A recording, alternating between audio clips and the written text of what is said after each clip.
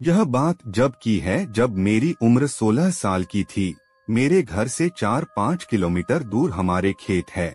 मैं हर रोज अपने खेतों की रखवाली के लिए जाता था। एक दिन की बात है, जब मैं अपने खेतों की रखवाली करने के लिए अपने घर से 8 या 9 बजे निकला था। उस दिन मेरी माँ ने मुझे रोका और बोला कि आज अमावस्या की रात है, आज तेरा खेतों में अकेले जाना ठीक नहीं होगा। पर मैं इन सब बातों पर कभी विश्वास नहीं करता था।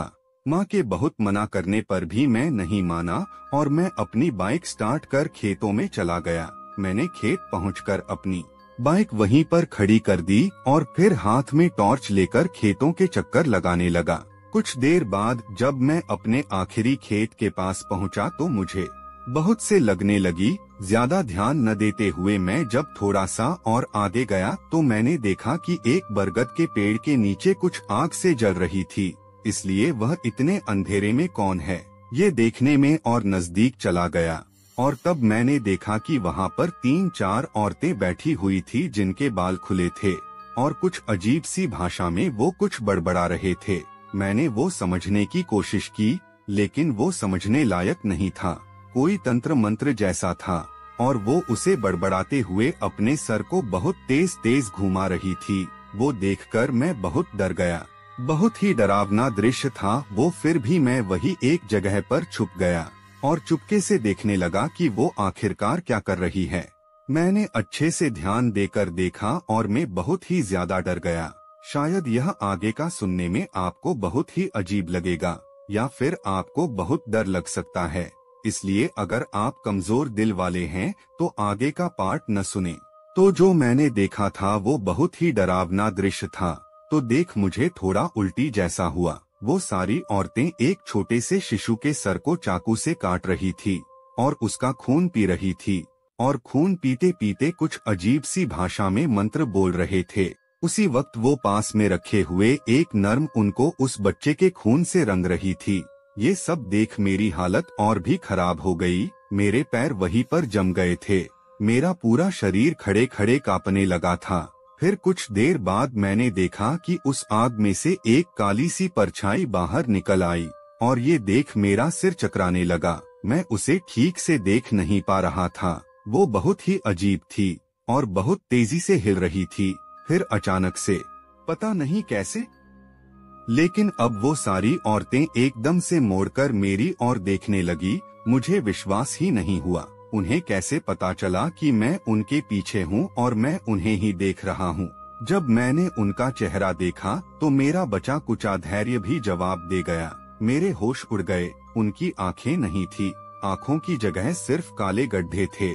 ये मेरे डर की अंतिम सीमा थी। मैं बहुत तेजी से वहाँ से भागने लगा। मुझे ऐसा लग रहा था कि कोई मेरे पैर पकड़ने की कोशिश कर रहा है। मैंने जैसे जैसे अपनी बाइक स्टार्ट की और लड़खड़ाते हुए अपने घर चला गया। मैं जब घर पहुंचा तो मेरे माता पिता सो रहे थे। उस वक्त रात के करीब 1 बज रहे थे। उस दिन पता नहीं, लेकिन इतनी जल्दी समय कैसे बीत गया था या फिर मैं घंटों तक वहीं पर खड़ा था। मैं चुपचाप अपने बेड पर जाकर लेट गया। उस रात मुझे जरा भी नींद नहीं आई। हर वक्त मुझे ऐसा लग रहा था कि जैसे मेरे आसपास कोई मंडरा रहा है। उस रात को देखिए, उस घटना से मुझे अंदर ही अंदर गहरा सदमा लगा था। फिर दिन बीतते गए, मेरी हालत दिन ब दिन खराब होने लगी थी। मुझे हर वक्त ऐसा लगता था कि कोई मेरे पीछे है और जब मैं मुड़कर देखता था तो वहाँ कोई नहीं होता था। मुझे रात को किसी के फुसफुसाने की आवाज भी आती थी, जैसे कोई अजीब सी भाषा में कोई मंत्र बड़बड़ा रहा है, जैसे कोई मेरे एकदम कान के पास कुछ बोल रहा है। मैं हर वक्त डरा डरा सा रहने लगा था। ऐसा लगता था कि अब मेरे शरीर में जान ही नहीं बची है। लेकिन फिर भी मैंने मेरे माता पिता को कुछ नहीं बताया था। मेरे माता पिता को अब चिंता होने लगी थी। वो मेरी हालत देखकर डरने लगे थे और फिर उनके बहुत ज्यादा पूछने पर मैंने उन्हें अपने साथ हुई वो सारी घटना बता दी। मेरी माँ और मेरे पिताजी ये सब सुनकर बहुत ज्यादा डर गए और फिर तुरंत मुझे एक तांत्रिक के पास लेकर चले गए। तांत्रिक ने मेरे ऊपर हाथ घुमाया और कुछ मंत्र बोलने लगा।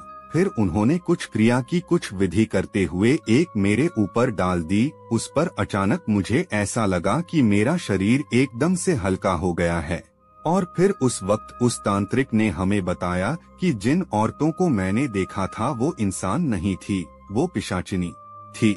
मैंने उनको छुपकर देखते हुए उनके तंत्र पूजा खंडित कर दी थी और इसीलिए वो मुझ पर गुस्सा थे। तांत्रिक ने बताया कि ये पिशाचिनी अमावस्या या होली या किसी विशेष त्योहार के दिन ही अपनी सिद्धियां प्राप्त करती है या फिर अपनी शक्ति में वृद्धि करती है। ये शैतान को बलि देती है। ये पिशाचिनी बहुत ही खतरनाक और बहुत ही ज्यादा शक्तिशाली होती है। और फिर तांत्रिक जी ने मुझे बताया कि तुम बहुत भाग्यशाली हो कि तुम्हारी जान बच गई, नहीं तो ये पिशाचिनी किसी को जीवित नहीं छोड़ती। फिर तांत्रिक बाबा ने मुझे एक तावेज दिया और सख्त हिदायत दी कि इस तावेज को साल तक उतारना नहीं है। और फिर कुछ ही दिनों बाद मेरे पिताजी ने उस जगह पर हनुमान जी का मंदिर बनवा दिया, उसी जगह पर जहां वो औरतें तंत्र मंत्र कर रही थी। और तब से मैं आज तक बिल्कुल ठीक हूँ। तो दोस्तों, यह थी आज की कहानियाँ।